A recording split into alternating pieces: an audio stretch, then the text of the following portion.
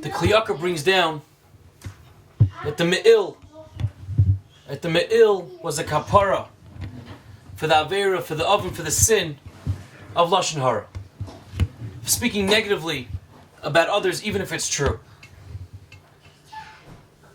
And the question is, as we hear all the different programs, initiatives, ideas, videos, Shmiras HaLashon, to watch our speech. I'm just going to talk simply. Why is it that the speech is considered so powerful, so important? What is it that the speech is what separates us?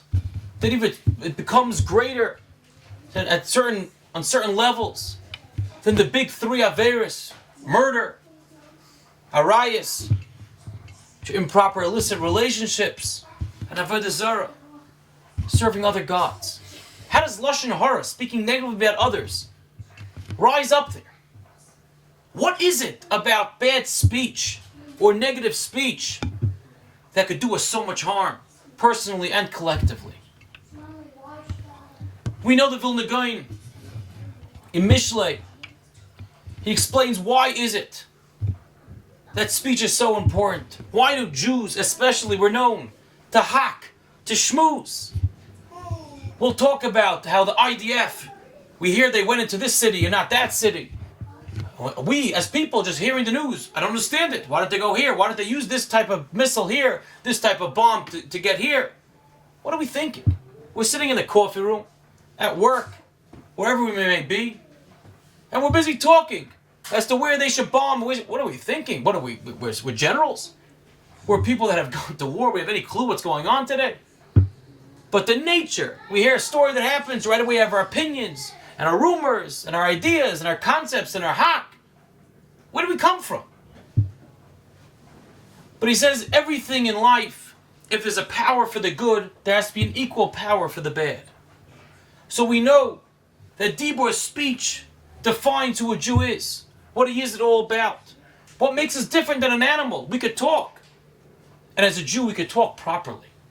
We have the ability to daven, to learn, Torah, tefillah, the two most important things, fundamentals of a Jew.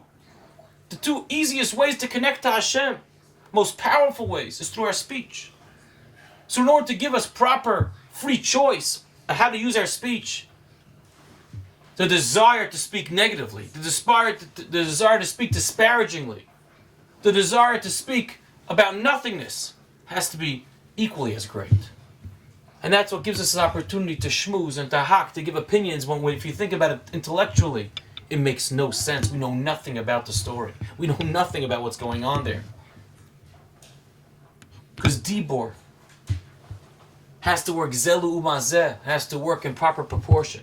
If I could use it for the good, then I'll be able to use it for the bad.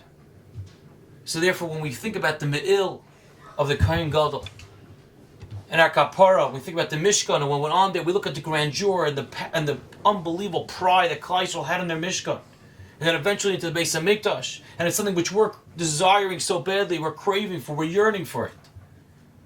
We know that any Beis Hamikdash that's not built in our days is because we haven't fixed the Avera of Sinas Chinam of Lashon Hara.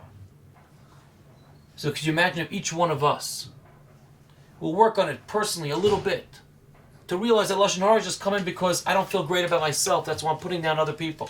We stop and think, the power of speech is so important. Let's try to use it productively, constructively, positively. Yes, we talk a lot, but if we talk a lot, let's talk correctly. Let's talk right, and let's talk positively. May Hashem give us the siyat d'shmaya that we need, the strength of conviction to say no when it's something bad, something negative.